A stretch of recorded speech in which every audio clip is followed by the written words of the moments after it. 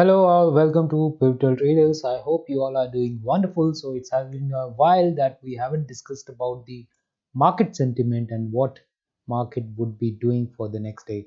So let's quickly jump onto it and discuss the nitty-gritties of the market, what happened today, and what all data points are important, and what all price action can be taken for tomorrow's trading day.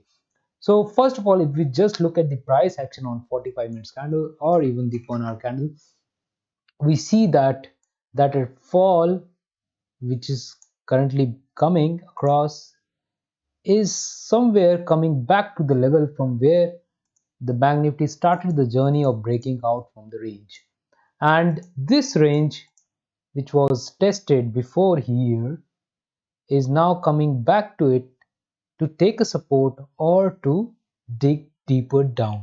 So that can be only decided uh, once we know about how the price behaves, whether it is able to make, like here we see that it has made a high here, then it made a higher low, then made a lower high, then made a lower low, then lower high, and then it went on to make a lower low. So as soon as it reverses this pattern and makes a higher low like this, and then from here it makes a higher high like this, then our price action will suggest us that something is changing in the market and a swing is taking place. Now until that time, we'll just be waiting patiently and just riding upon our calls and put spread, whatever strategy you make for the option selling. And if I'm to just draw the trend line here, let me just zoom in for you. So yeah, I hope it is now visible. Okay, so if I am to draw the trend line here, you see here how it is reacting towards this trend line. And uh, and the most important thing which is happening is that this point which was taken, which there was a reaction, first it gave a reaction from here, was taken out with this decisive candle. You see the full bodied candle. Now this is a typical candle where we saw a bearishness which started and went on to take some support at the congestion box here. Now if we see here that this was the exact point from where it fell.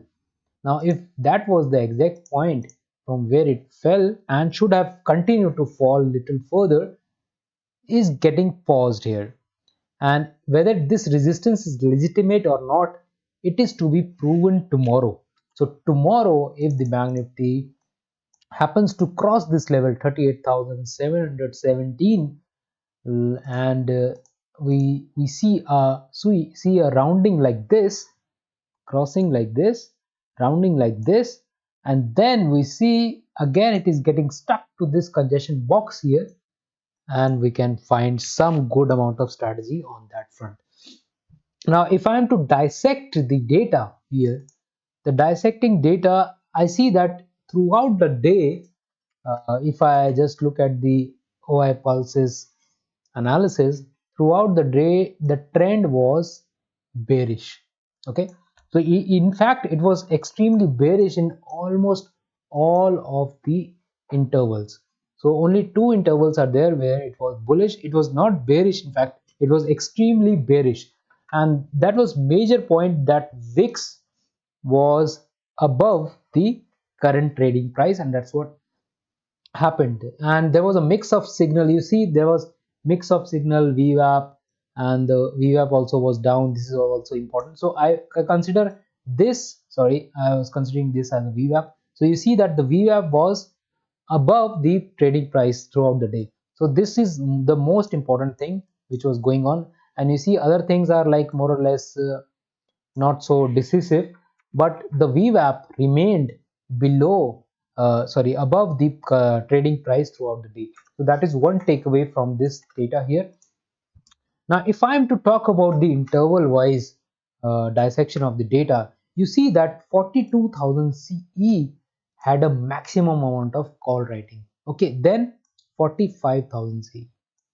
And similarly on the 60 minutes frame, you see that 45,000. So the people are writing very far OTM call strikes. Okay, and if I am to talk about the losers here, the OI losers, you see here. So the OI losers are somewhere 39,000 CE. You see, currently the Bank Nifty is trading at around 38,700, and we are seeing that the losing is on the call side at 39,000 itself. Even 41,500 call writers are getting scared. So this is very interesting. You see, the call writers are getting scared. There is a sense of jitteriness in the call writers, that they are shifting their call writing to far OTMs here. Okay, so that is one takeaway.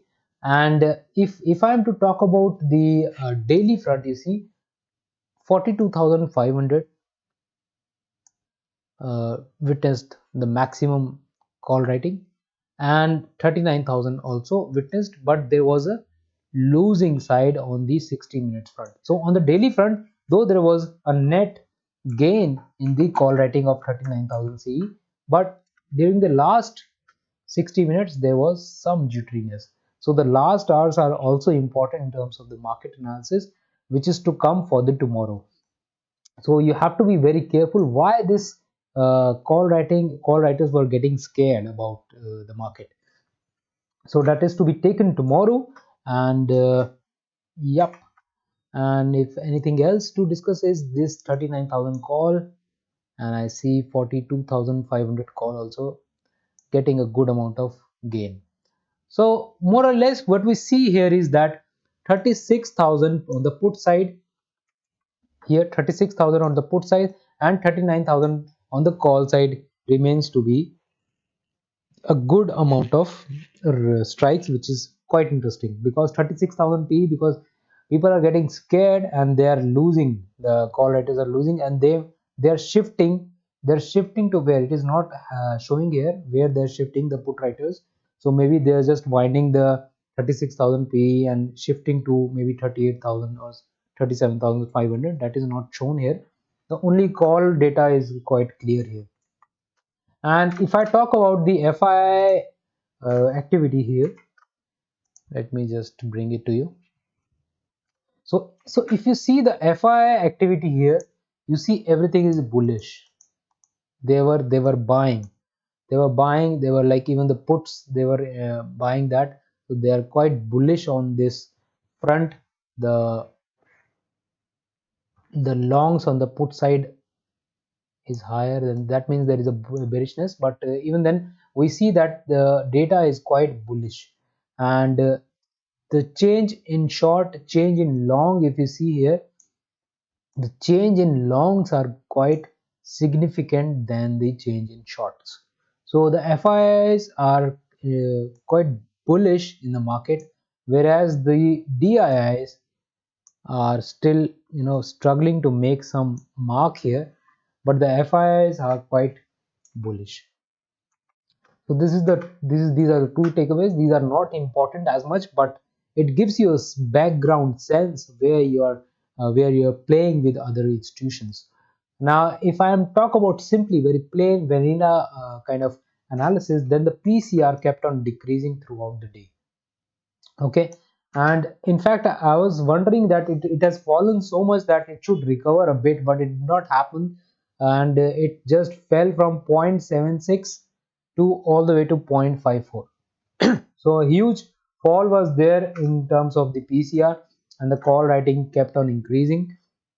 And we saw that there was some kind of dissection where the 39,000 call addition was much higher, even though in the last 60 minutes it fell down. So that does not count, but even the larger takeaway is that the call writers were heavy today, and that happened since the morning, and that too after 9:56 the call writer took the lead and did not allow the put writer to gain the legend.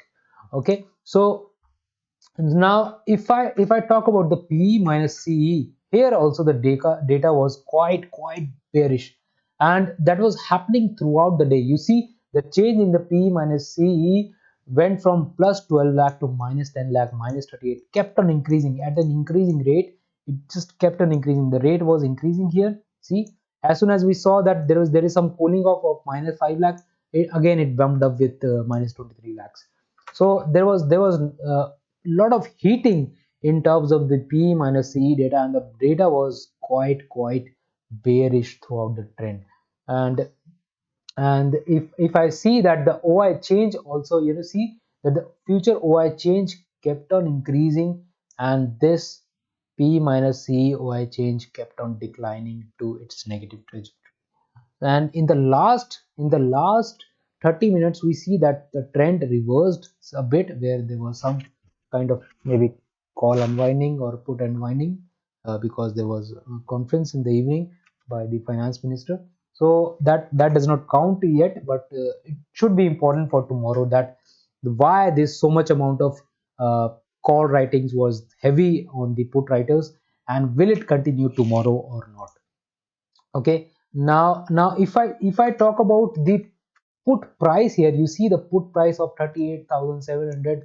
It was above the VWAP, above the VWAP throughout the day. Throughout the day, you see that if had it been the case that you started the day and you saw that 134 was the VWAP, as long as it is staying above the VWAP, if it is coming back to the VWAP, you will buy. So if you bought it here 118, 134, let's not, if you did not buy 174, you bought somewhere, it must have touched the VWAP in the day. So there was this trend which where it started the journey with 139 rupees and went all till the high of 304 and 263, ending the day at least 120 points above. So that was happening. And if we see on the on the call side, there we see that the continuous decline in the premiums were happening, and that was happening even when the call premiums was quite heavy. I will show you why there was a disbalance in the premium pricing. So if you see, the premium pricing are quite disbalanced. You see the call pricings are quite high, so this much is the extra on the call side, which is being calculated by the market. And I do not know why it is happening that the call premiums are heavy on the put premiums, even when there was a lot of call writing today. So if it happens to be the case that tomorrow all those call writers are butchered and it goes for a short covering, then the market can spike like anything. And in that scenario, you have to run to save your capital. So so that thing you has to be avoided. If there is a short covering, it has to be taken very seriously. Now, what can be the plan for tomorrow? So tomorrow's plan can be quite simple. The simplest thing would be to just look at the bounce here. I'll just look at the so I'll just see what is the black line here.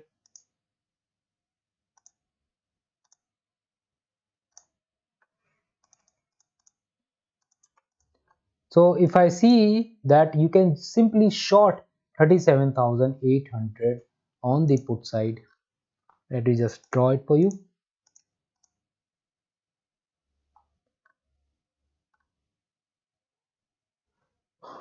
Okay, 37,800. This is on the futures chart, but doesn't matter. It should be good enough. 37,800 on the put side.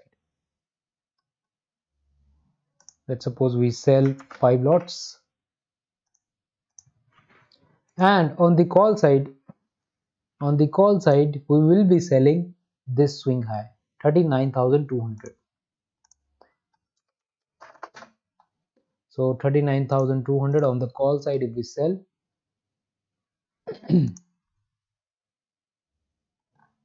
So we get this strangle here, and in order to just hedge our positions and take the margin benefit, what we'll be doing is we'll be hedging it with somewhere. So we have a disbalanced kind of premium pricing, where the call pricing is quite high. Like as soon as it nears to the expiry, the decline in the call pricing would be much higher, so don't get scared about the strategy for the time. Let me just think over the hedging here. 27,600 on the put side and 39,400 on the call side is the premium. Let's see how much is the pricing here.